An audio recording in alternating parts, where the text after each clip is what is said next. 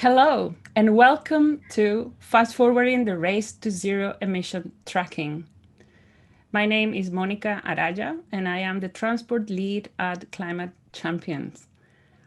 We know we have a fantastic challenge ahead of us when it comes to freight because the demand for road freight is going to triple between now and 2050. And in that period, we know we have to decarbonize that sector entirely.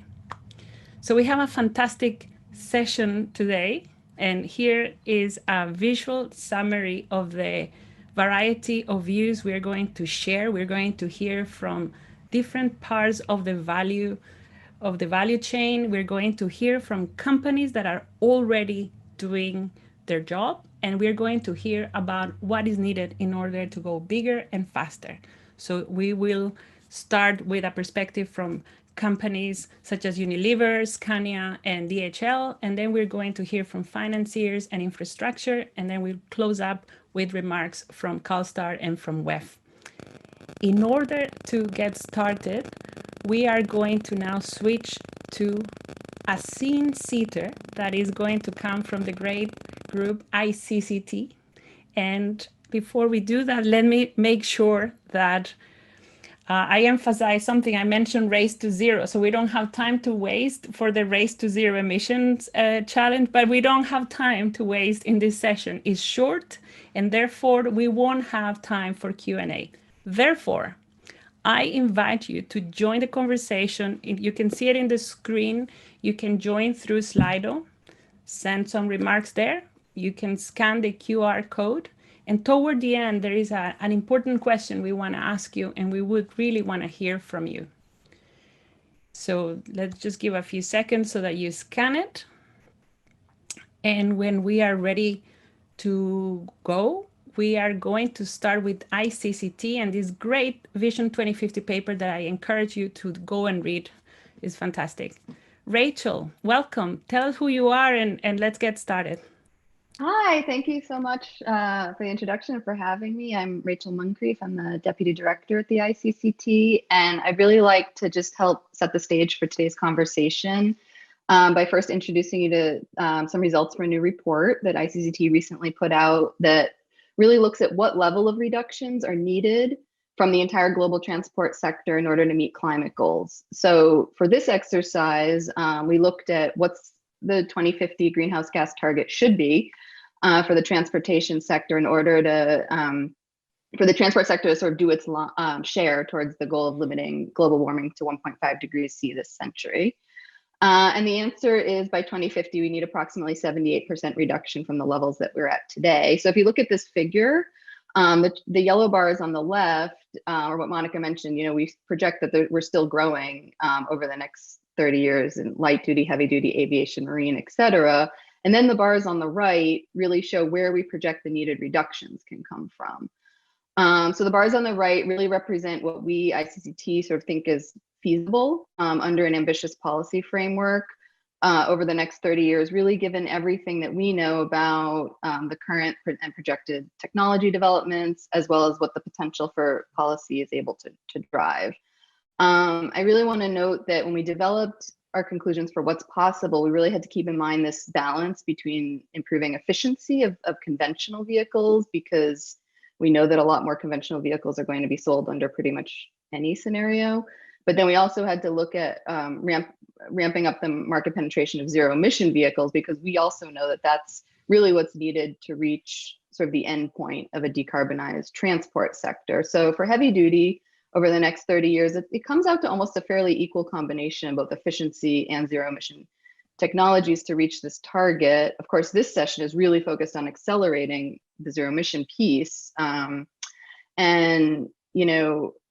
heavy duty electrification, especially for the long haul sector, is definitely in the earlier stages compared to the passenger cars. But we really see, especially over the last few years, the pace of development really has the potential to progress quite quickly, although there are certainly some barriers that we have to overcome. We've spent a lot of time looking and trying to understand more in depth these barriers. One barrier is availability, but we do see availability of zero emission trucks increasing quite rapidly, although the long haul segment is still lacking in that area.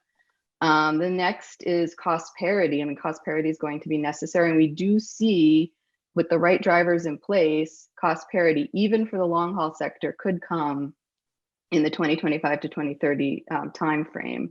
And then the third one is, of course, infrastructure. So infrastructure costs, we found for zero emission trucking, it's significant, but we have found that it's not something that's going to fundamentally impede the viability of zero emission trucks. So that looks good.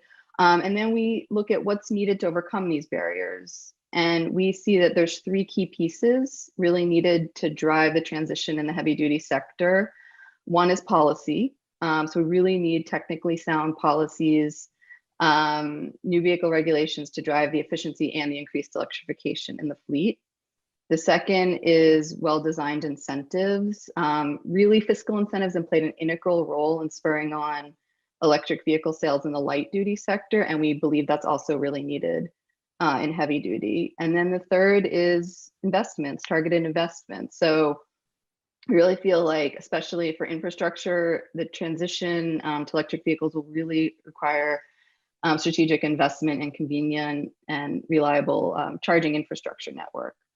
So I just talked a little bit about targets, barriers, and measures to accelerate the transition on the heavy duty side. And I hope that can set the stage for the conversation to come in this session. Thank you. Perfect. Thank you, Rachel. It's very good to hear there is a pathway.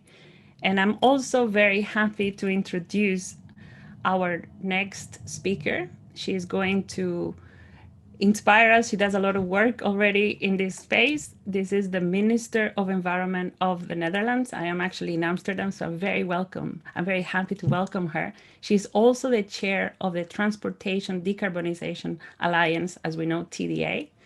Welcome, Minister Stientje van Veldhoven. The floor is yours.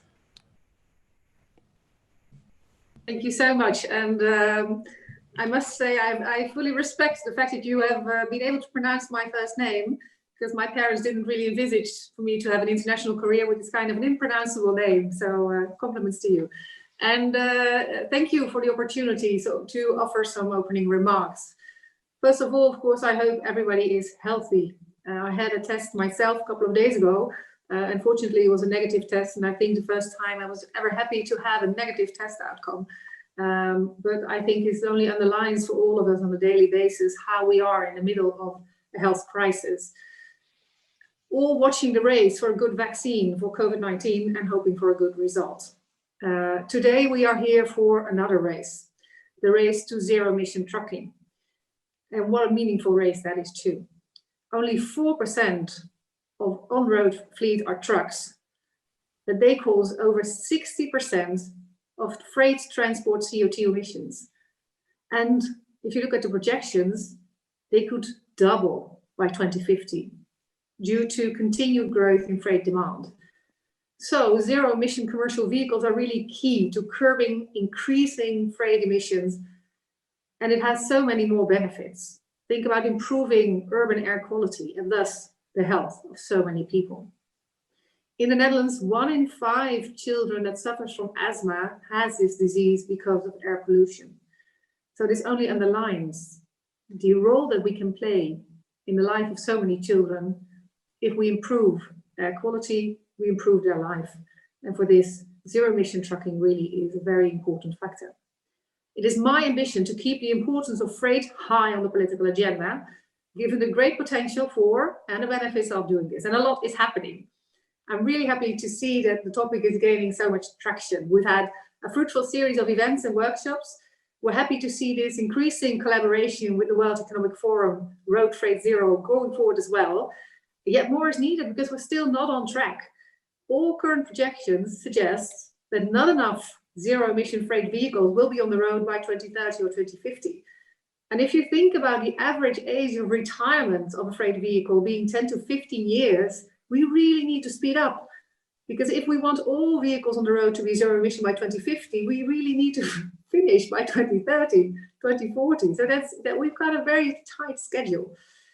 My ambition would be that countries, cities and companies work together to ensure that zero emission freight vehicles represent at least 30% of sales by 2030.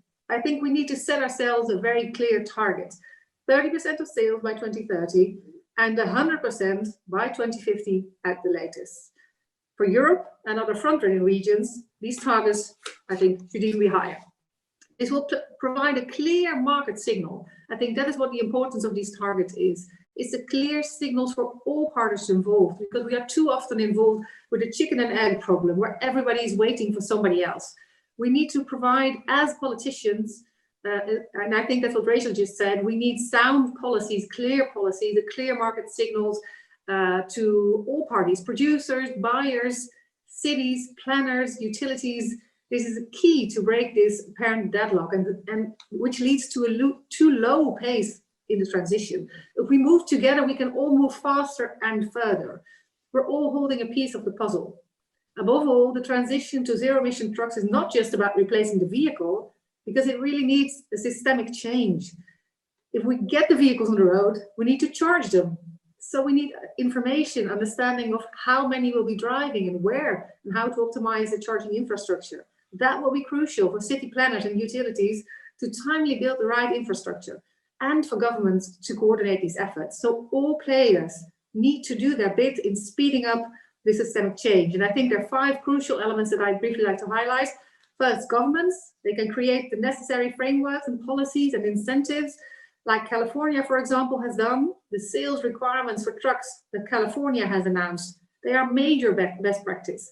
And I'm looking forward to hearing more later from my colleagues, and I hope it will inspire all of us to follow suit, and that it will inspire the rest of the US too to follow suit. Fleet owners and retailers. We need demand signals by both fleet owners, operators, and retailers. Signals including ambitious purchase commitments for vans and trucks and green strategies. Retailers really have the power to influence fleet owners and others to move forward on zero-emission trucks. Don't wait for a silver bullet, because there is no. Start with actual solutions. Start with what you can do today. Manufacturers, this is your future. The future is going to be zero emission. So share new models and set hefty production targets. Get these trucks on the road with far more emission and speed than currently on display. This is where your growth should be coming from. And then, of course, zoning and charging infrastructure. Getting the charging infrastructure in place is pivotal. But from a policy perspective, if you let me know that you've got great ambitions, it's more interesting for me as a politician to say that I will start investing in the zoning and charging infrastructure. So we need each other. As a front runner in charging infrastructure, I can tell you about this. For freight, it's a different ballgame, but we can still win this together. Cities setting zero emission zones is a powerful lever for this transition. We are installing about 40 to 50 zero emission inner city zones in the Netherlands, and we can only do that because we do it jointly. And I would love to see a large coalition of cities present their ambition on this at the COP26, which include freight, not just passenger transport. With freight, there's so much that we can do. And actually in the Netherlands, we are moving further and faster on freight than we are on passenger vehicles. And then, of course, getting the economics right, investments and new business models. These are necessary to make the zero options financially competitive and feasible, given the upfront investment costs. We can and should jointly make this happen.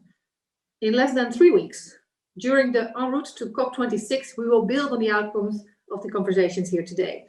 And by the time the climate negotiations take place next November, we need to have the peace puzzle solved.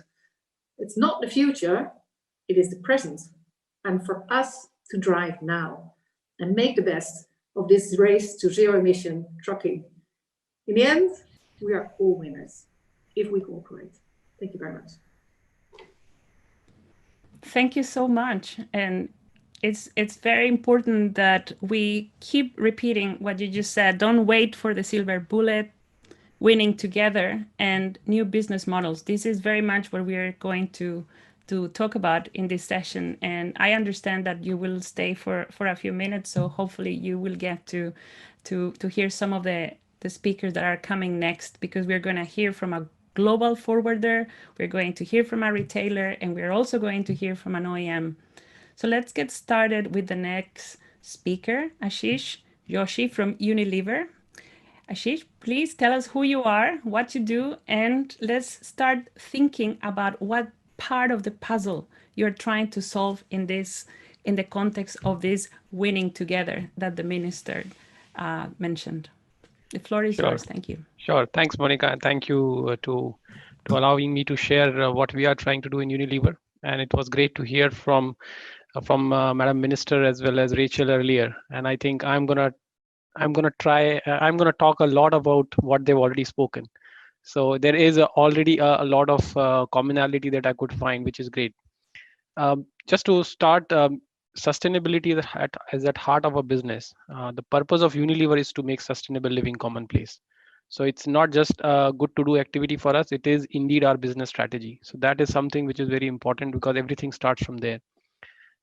We always believed in sustainability from the time the company was established, but in 2010, our then CEO, Mr. Paul Polman, actually announced an ambitious Unilever Sustainable Living Plan, where we had said that we would halve our environmental footprint while doubling our business in next 10 years, which is 2020. And I'm happy to note that we are achieving on that promise.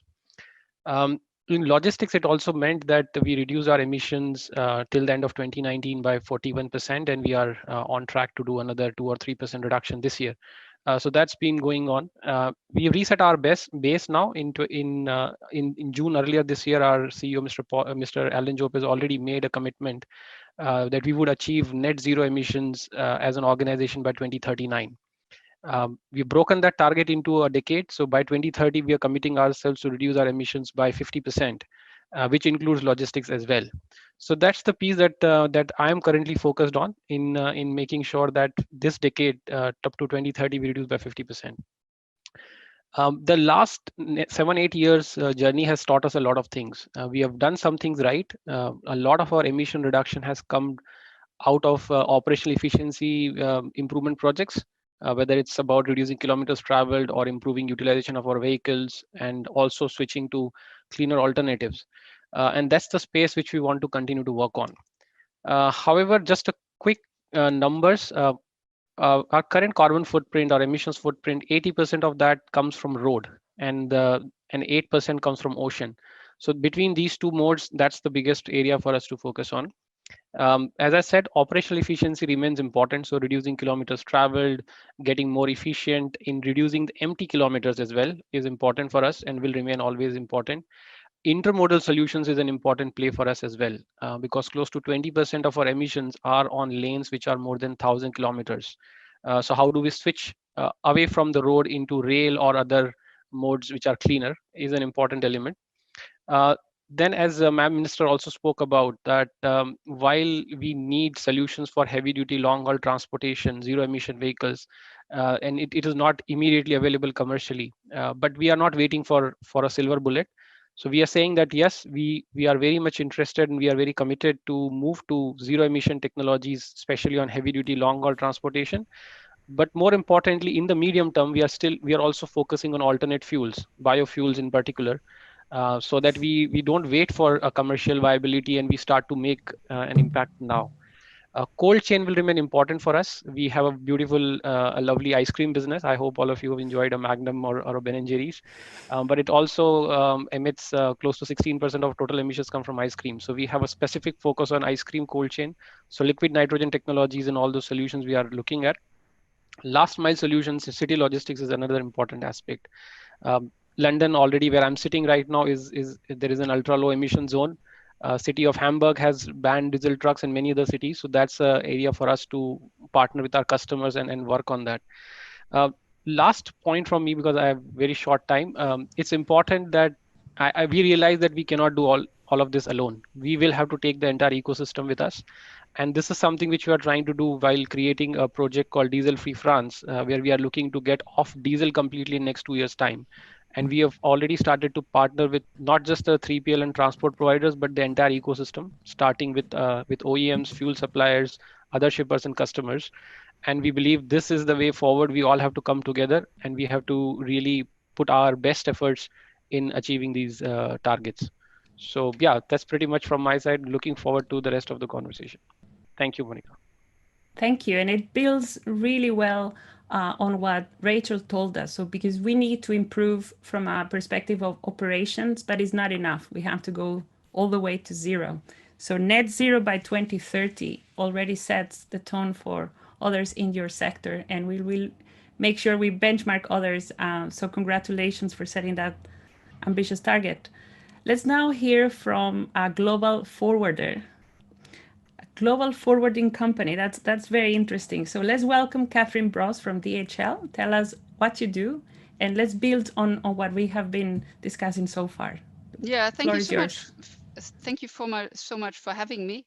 I today represent the Deutsche Post DHL Group, but indeed my home is the DHL Global Forwarding Division. Overall, DPDHL's carbon footprint is very much driven by our air freight business, but we have a large a fleet of own and subcontracted trucks. So today I'll be focusing very much on our heavy duty trucking business. So in essence, we do a lot of things. And you can cluster our activities into two categories, which we call burn less and burn clean. So by burning less, I'm referring to activities which help us to improve our own and subcontracted fuel efficiency. And this starts with driver trainings and ends with the phasing out of less efficient vehicles, trucks, etc. But it also means to be very mindful when you select your subcontractors, to look into routing optimization, better network planning. But what is really important is also to work very closely with the shippers, the customers, because by consolidating shipping by shipments better, by filling the truck more, of course, we can still avoid a lot of CO2 emissions, or just also look into intermodal solutions. So I believe that there's still a lot we can do to further reduce CO2 emissions, but at the same time, it's very clear that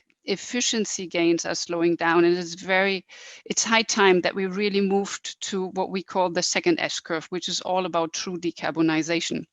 So in order to foster our burn clean activities, we're also running several activities, and we have tested together with OEMs electric vehicles and electric trucks, hydrogen trucks, and it's great to see that these low carbon technologies are working. They are working well.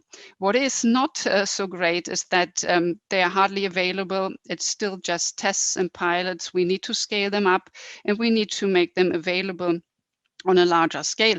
And then, of course, especially also when you look at sustainable fuels, whenever they are available, we love to use them. So we invest a lot into biofuels, bio-LNG, but again, availability is limited. So this is a problem. And this is, I guess, what we need to address today, how to accelerate the transition to a low carbon future of transport, or how to really shorten the steep part of the second S-curve. And of course, we've heard quite a few levers as well. And personally, I believe we will need a portfolio of levers, starting from availability of low-cost capital, so that smaller companies can also afford to buy better and newer equipment, but also policies which favor low carbon solutions would be nice, like toll exemption, carbon taxes. But as mentioned before, I come from the forwarding division.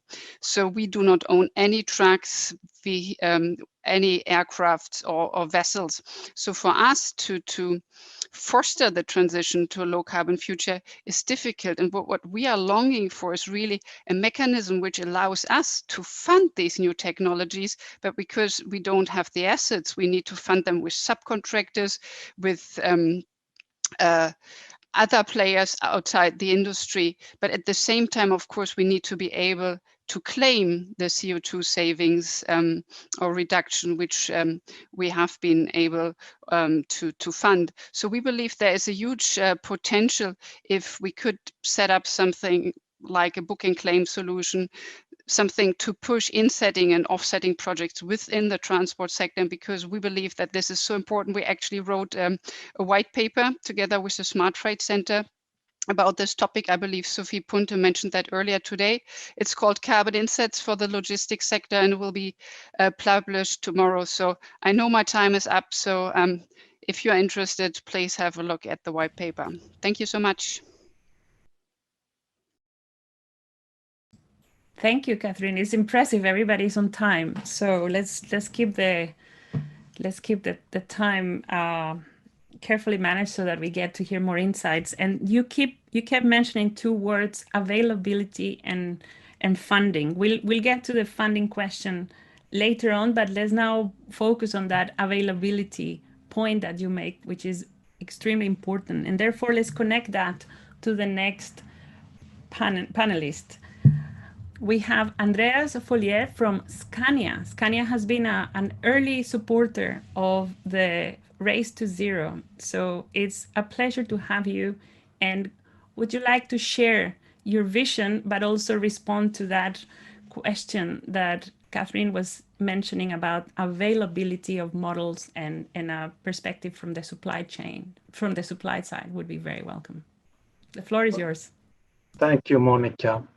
Well, let's be honest, we occupy a sector that is hard to abate, and we have some serious lock-in problems in the fossil system. So 2 years ago, we did an analysis, a deep analysis on the pathways that will take us towards a decarbonized, heavy commercial transport system. And the key conclusion was that it's not only possible for us to be fossil-free in the time frame stipulated by the Paris Agreement, but it also makes a lot of sense financially on societal perspective. CO2 emissions can be reduced by over 20% only by what we call non-vehicle levers, and it's been discussed in this panel already, improving routing, better load management, driver efficiency, and so on. And then on top of that, of course, there are several pathways when it comes to drivetrain and fuels. Biofuels we have here and now. We can scale that up and we can get a good effect right now, early 20s. And then come battery electric, which according to our analysis is by far the most cost effective. And then other technologies such as fuel cell hydrogen and electric roads may also have very interesting use cases to consider and might be critical in some geographies and some application. Now, the challenge, of course, that has been alluded to by previous speakers is that it takes a long time to get this wide adoption of these technologies, and we don't have time. The existing stock of vehicles turns over very slowly. For our industry, it means nothing less than an unprecedented pace that we need to go on now. I think I heard someone say that no technology shift has ever gone as fast as the technology shift that is needed to be seen in the transport sector for us to reach the Paris Agreement. If we want to be fossil-free by 2050, we need to take significant steps already now by 2025. And it doesn't only mean technology. It's also new infrastructure, it's behaviors, it's new unexpected alliances and partnerships. So at Scania, with our purpose to drive the shift towards sustainable transport system, we keep ourselves accountable by setting science-based carbon reduction target, and we set them well to wheel. And that means that we're setting targets that we're not only can take responsible for ourselves, but our clients, how they power their transport. And this influences everything we do. Now, I know I only have 1 minute. I want to just take one case that is very important for us to work together on. The key enabler for transport system that is fossil-free is that we have a well-balanced electric grid infrastructure. And this is not a chicken or egg problem. Our customers, often small and medium-sized companies, will not invest in this technology. We cannot put this cost and risk on them if there is no way for them to power their vehicles. They have to take responsibility for their business, and we need to set up an infrastructure so we can power trucks on the road and on depots and at our customers. And without this, nothing will happen. So that's where we need to work together for first and foremost. Now I'll stop there and save the rest for the conclusion. Great. Thank you so much. Very clear messaging here. And that is a perfect segue into the next speaker, because we have Kristina Church from Lombard ODA Investment Managers. And the question of finance almost goes without saying. We need finance. But we have heard already several times today that we also have to think about SMEs and their particular circumstances. So Kristina, it would be great if you share some remarks about the bigger question of finance, what you're seeing, what is needed. And if you have time, please share some thoughts with us about SMEs. Thank you. Floor is yours. Yes, thank you, Monica, and a pleasure to be here. Kristina Church from Lombard ODA, and I'm in charge of investment strategy for sustainability. And I think everything that all the previous speakers have said has really resonated with us in terms of the need to mobilize faster and how we can do that from a finance point of view. I think, as the Minister said earlier, regulation is absolutely key, because investment does follow regulation. We'd love to think that investment will come first, and it sometimes does in the private sector, but to get that investment really for public companies, if there is very clear regulation stating timelines, and that regulation is focused on life cycle emissions, as Andreas pointed out as well, you know, not just looking at tailpipe, but looking across the entire life cycle. And that the regulation is in the right places. You know, to date, we've seen a lot in the personal vehicle space, and we need to see a lot more move, and that will help to mobilize finance if we are starting to see moves like California made.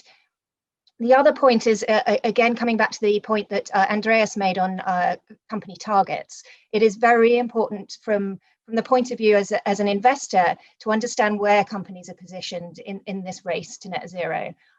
We're not wanting to look at where companies are today. We want to look at where they are for the future. And if they have science-based targets, that is very helpful for the investment community to understand that they are therefore positioning themselves on that transition pathway. And for us, we are finding that we are still needing to do quite a lot of education with our clients when we're looking to raise more money, to understand what sustainability is, and that sustainability is about a transition. We're not just wanting to invest today in low carbon solution providers. Those are very helpful too, but we do need to make sure that investment moves towards the hard to abate sectors, that we see that the best in class companies in those hard to abate sectors, the ones that are moving fastest, the ones that are anticipating regulation before it comes, that is looking at penetration rates that are aligned with net zero, that is where investment can come from. And of course, we do need to see a partnership between governments and private money for investment. And I think it's that point that leads into the point on the SMEs, Monica.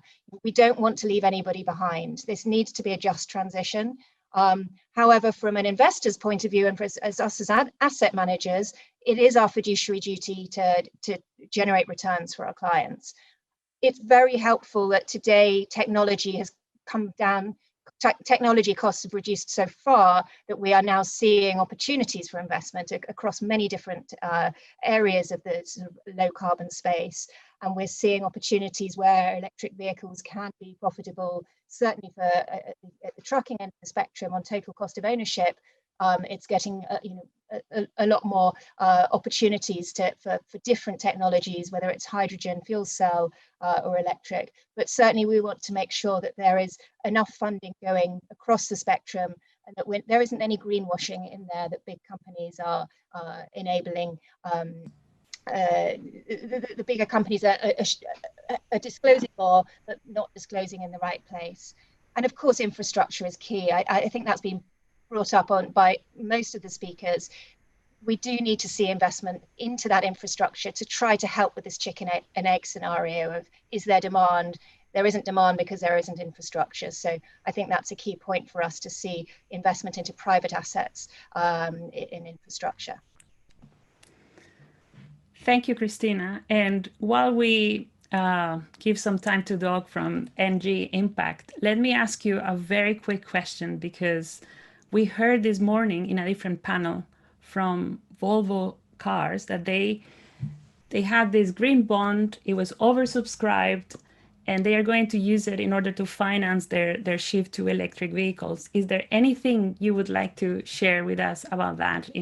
I'll give you a minute, because this is something that we've been getting questions about.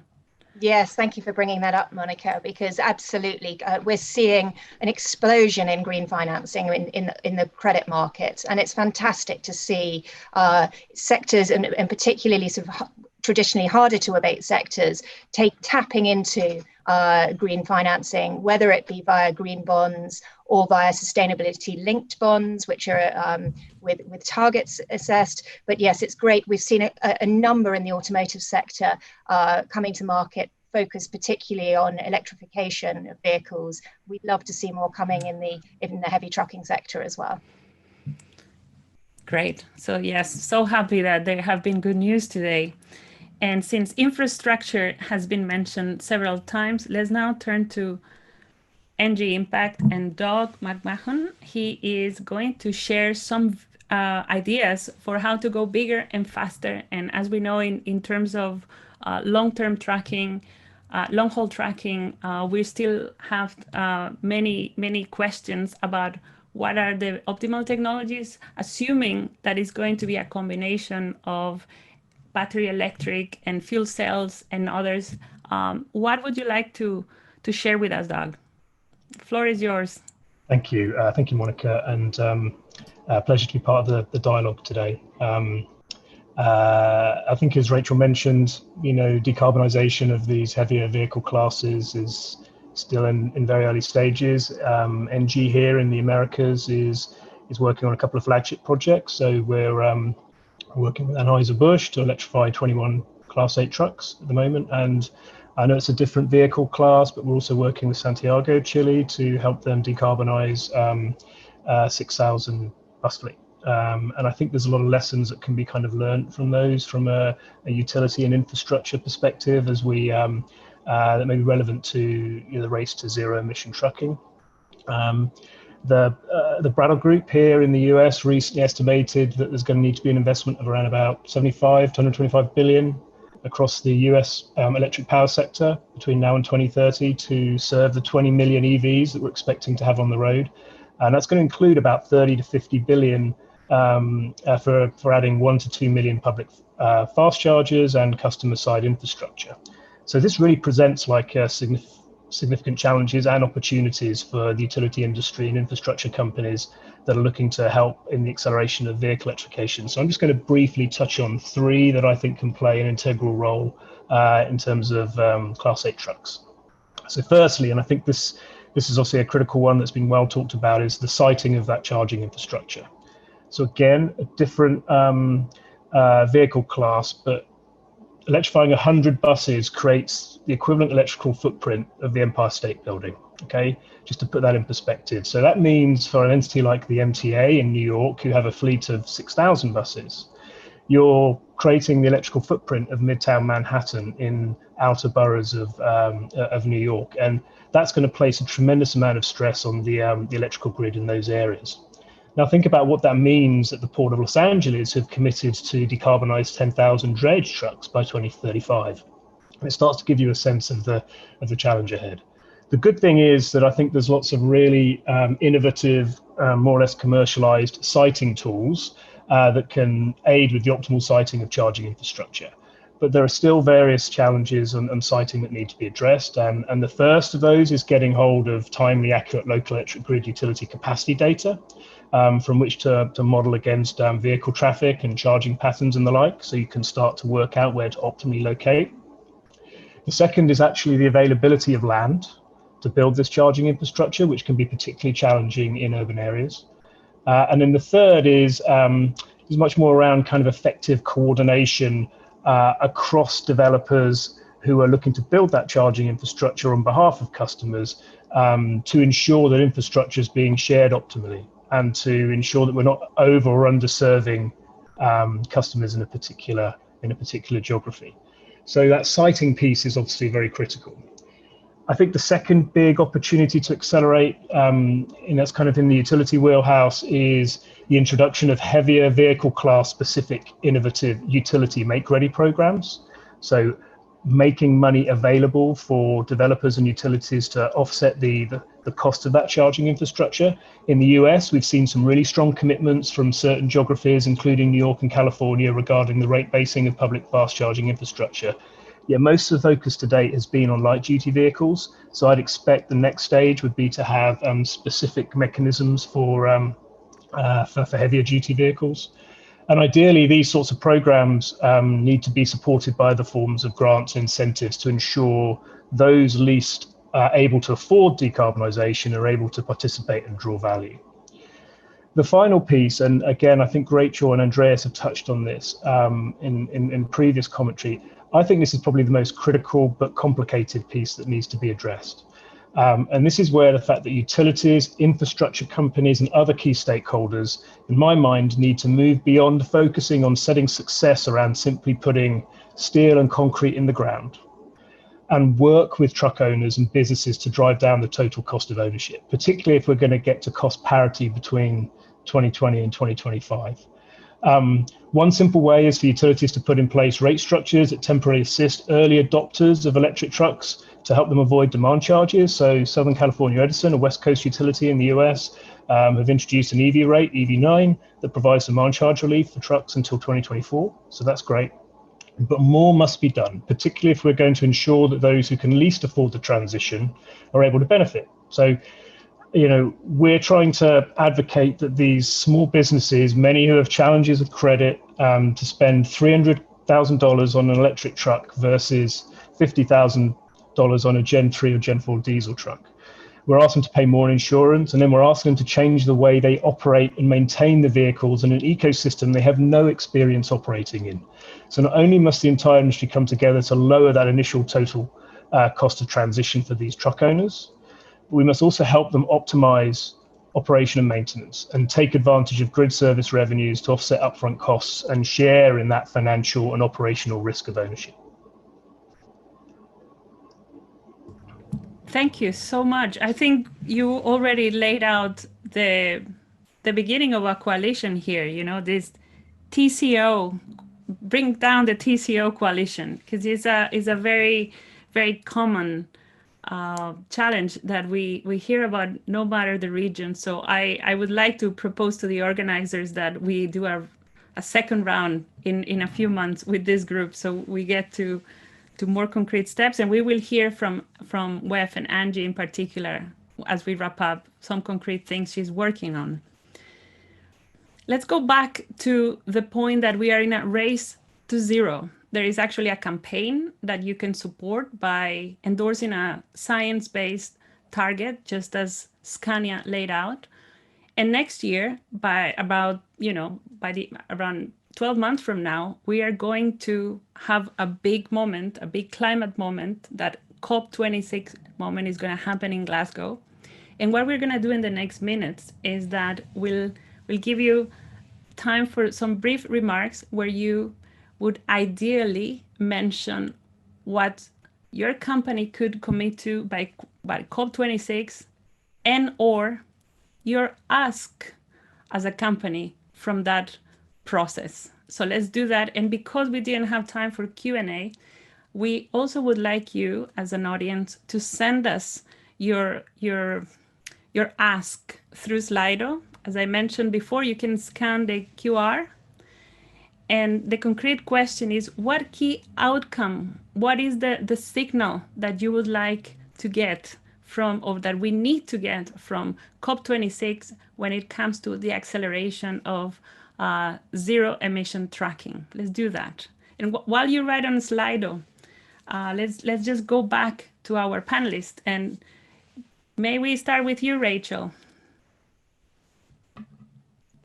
Sure, and I know we're running close on time, so I'll be quick. I mean, one thing ICCT is going to be doing anyway, and I think it would be a good venue for at COP26 is, we presented sort of the targets today and where we need to go. And this is something we're going to be tracking very closely over the next year. So I would really love to be able to come back and like let everyone know, you know, where we're on target, where we're not, and really what still needs to be done. So I think it's very important to constantly be tracking progress.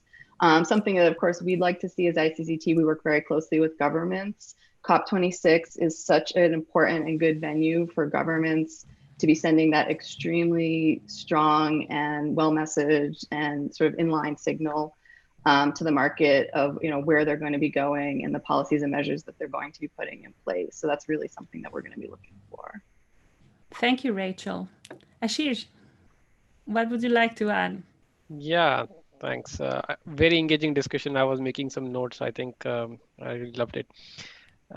Yeah, in addition to what I already shared, we are committed, we have made an external commitment to achieve net zero emissions as Unilever by 2039. So that stays, and we are committed to it. We'll continue to work on it. Specifically from logistics and zero emissions trucking, I see some of the things that are peculiar to us. We don't own any trucks, so we do work with our transport partners.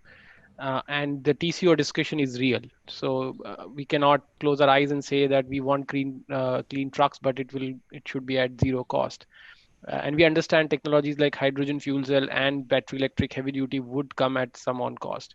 But how do we reduce that impact? What kind of financing options can be available, along with all the regulations, incentives for sure, to minimize this TCO impact? Because ultimately, our consumers are very supportive of our actions, but we also have to balance it with the right cost. So that is one of the biggest areas of focus for us, and happy to see what we can do as an ecosystem to support that. Thank Great. So we heard benchmarks, we heard finance options. Let's move to Kathrin and then to Andreas. Yeah, of course, being an international logistics company, we like to have a level playing field. So regulation is good, but it should be on international level, of course. And then just also to speak on behalf of our shippers, I believe the private sector is very willing to help to fund decarbonization within the transport sector and in particular within trucking. But we need to simplify things. Right now it's so complicated.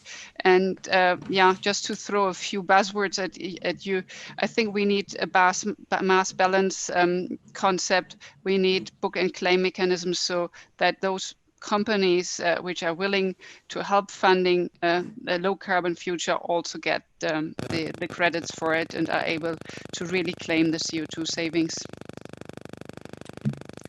Great. Andreas? Yeah, well, our pledge to COP26 is really simple. When it makes sense for our customers to invest in zero emission trucks, we will be ready across segments and across markets.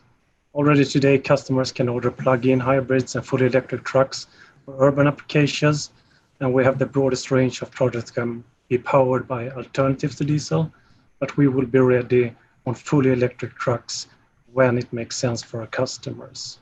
And it's actually a two-part pledge, because the second part is that great vehicles, of course, are crucial, but we need green electricity to power them. So our second part of the pledge is that we will work with partners to make sure that our customers can power their vehicles with green energy. And of course, the most important outcome from COP26 is a clear consensus with all countries around the table this time to accelerate further to reach the Paris Accord.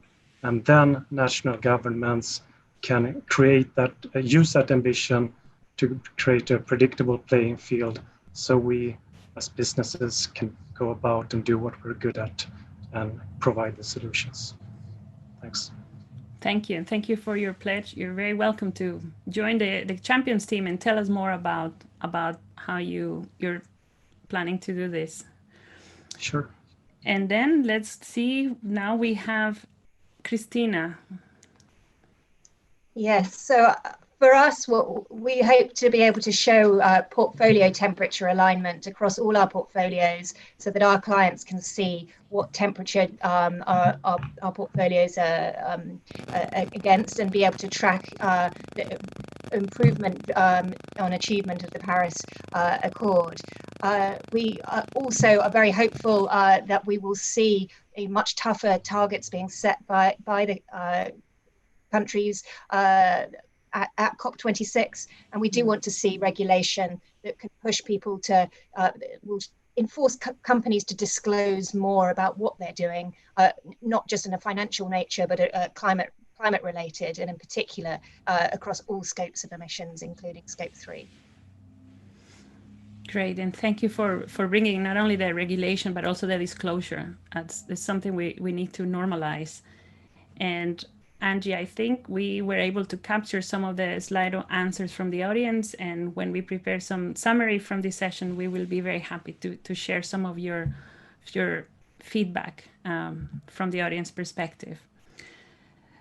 So with that, I would like to thank all our panelists. We are going to now move into the next segment of this session. Thank you very much for joining us, and I hope to see you soon in a part 2 from this conversation. Angie, the floor is yours now. Well, thank you, Monica, and thank you all panelists. We are going to be now watching a short clip from Jared Blumenfeld, Secretary of the Environmental Protection of California State. He will be, we asked them to make some short comments just to really make sure we can motivate the policymakers that leading states and countries around the world can really drive this transition that we need from their perspective. So after watching the short clip from Jared, we will be closing the session with just some short remarks from Cristiano and myself as a further call to action to public and private sector who want to get more deeply involved with us on the race to zero. So here we go for the remarks from Jared. Back in the 60s, California suffered from some of the worst air pollution in the world, and we've done a number of things. We've innovated and we've incentivized a path towards a zero-emission future. And that's particularly important now as we face our greatest threat, which is greenhouse gas emissions. Over 50% of California's greenhouse gas emissions, when you look at our profile, comes from the transportation sector. That's everything from trucks to light duty to medium duty vehicles. And when it comes to pollution, both PM, which is fine particulate matter, and ozone, trucks play an oversized role as well. Even though of the 30 million vehicles we have on the road, only 2 million are trucks. They produce 70% of the nitrous oxide emissions and 80% of our harmful and carcinogenic diesel particulate matter. In the United States as a whole, trucks are about 4% of the vehicles on the road, and they produce about 25% of the greenhouse gas emissions. And in fact, when you look at where we're going as a nation, the majority and fastest growing source of greenhouse gas emissions is this transportation sector. We all enjoy goods. They come from around the world. In the case of California, 41% of all the containerized goods, those big containers that come in ships with stuff that we love, it comes into the ports of LA, Long Beach, Oakland, and other California ports, and it goes to every single county in the United States. And the problem is that those corridors of transportation, where all that pollution is happening, generally are low income and communities of color. So those environmentally justice burdened communities are suffering so that we can have goods go around the country. And I think those communities have said enough is enough. We as a government have to say enough is enough and join arms with them and say, what's the solution? How do we grow the economy, promote environmental stewardship, and help community health? The answer is to transition as quickly as possible to a zero emissions future. First is greenhouse gas emissions. So the Air Resources Board, affectionately known as CARB, California Air Resources Board, they recently promulgated a regulation requiring truck manufacturers, the folks that make those trucks, to start selling into California zero-emission vehicles, big heavy-duty trucks, by 2024. In addition, we came out with rules for diesel trucks today that really tighten, ratchet down the emissions that are coming from those vehicles. Governor Gavin Newsom, he recently came out with an executive order that said on the passenger vehicle side, all new passenger vehicles sold in California after 2035 has to be zero emission. He also pushed fleet operators and owners of big trucks to say, by 2045, you need to have in your fleets 100% zero emission vehicles. So you may have seen folks like Walmart said, we want a zero emission future by 2040. The reason that we care about this, the reason that we're leading the nation is also because we have some of the worst asthma rates in the country in places like Fresno and Bakersfield and LA because of air pollution. And so if we're going to both solve our short-term air pollution goals, stimulate the economy, so just to give you a sense, we now have 34 electric vehicle manufacturers in the state of California. The number one export from California is electric vehicles. We have more than 276,000 people working in this sector, which is 5 times how many we have in the oil and gas sector in California. One of the ways that we think we can work together is through our collaboration with other states. How can we get best practices to really accelerate the progress towards a zero emission future? And of course, we want to work with all of you. And we really are excited about this opportunity to clean up the air and save the planet.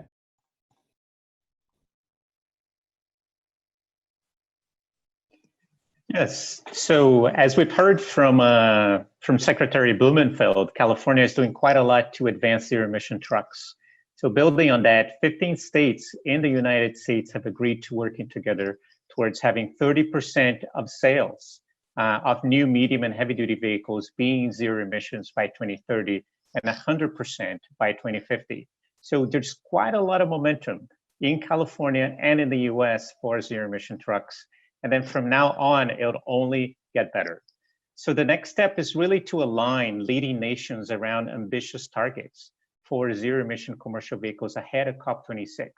We heard this loud and clear from the Dutch Minister of Veldhoven and many others today. So CalSTART and our Drive to Zero program, we're committed to working towards this global alignment. We're a campaign of the Clean Energy Ministerial. We're ready to support of 9 nations, including the Netherlands. So we already have a forum for this intergovernmental discussions, which will help countries to really implement the policies and incentives that are going to be necessary to meet these targets. So in addition to supporting government, industry stakeholders are also key audience for Drive to Zeros, which is why I'm really happy to participate in the discussion today. And also, more importantly, that's why like CalSTART and Drive to Zero are very excited to partner closely with the World Economic Forum. So Angie, thanks for the invitation to be here, and over to you. Thank you so much, Cristiano, and really thank you all for your excellent speaking points today. Your leadership in decarbonising transport is incredible and really needed to make sure that everybody knows this is possible. We just need to work together. It's a real privilege to be working with all of you, and we look forward to more opportunities to dig into the discussion points raised as the opportunities will keep on coming on the race to zero and up to COP26 and beyond. So my name's Angie Farrag-Thibault, and I'm the project lead for clean trucking at the World Economic Forum. I close the session today building on a call to action. As you've heard from our first movers across the trucking value chain and the inspiring political figures represented here today, much is being done, signaling readiness for radical industry transition, and pockets of enabling policy environments are also stimulating these efforts around the world. For trucking decarbonisation, we see this as a great jigsaw puzzle challenge to help bring these great solutions we've heard about together, test at scale, and make sure the business case, policy, and finance pieces fit together in the best way to really scale up and accelerate the transition this decade. As part of the Mission Possible platform, we at the World Economic Forum have launched Road Freight Zero. You heard about it a bit earlier. A coalition of leading companies and organizations working toward decarbonising long-haul road freight and infrastructure to meet net zero and just transition 2050 goals. Over the next 2 years, we're working in a very concrete way on de-risking vehicle finance and infrastructure developments, providing private sector input to policy discussions, and co-creating new finance mechanisms with institutions such as Lombard Odier and others who are involved in the World Economic Forum's Transition Finance Working Group. We also see that creating synergies between leading initiatives is key to building momentum, accelerating action, and raising the bar. That's why we're also collaborating with several organizations, such as our great co-organizers of this event today, as well as CalSTART, the Transport Decarbonisation Alliance, the ICCT, the Smart Freight Centre, ITF, and more, building on each other's strengths and networks. The key message is action is happening now, but we can and must do more to accelerate together smartly. As Nigel Topping said yesterday, the ripple is becoming a surge.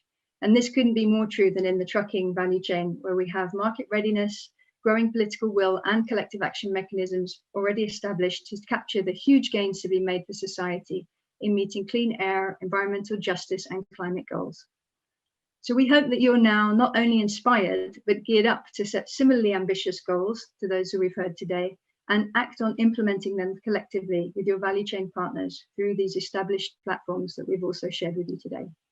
So please do get in touch and join us in this race to zero. Thank you all for listening. And thanks again to all our speakers. Have a good day.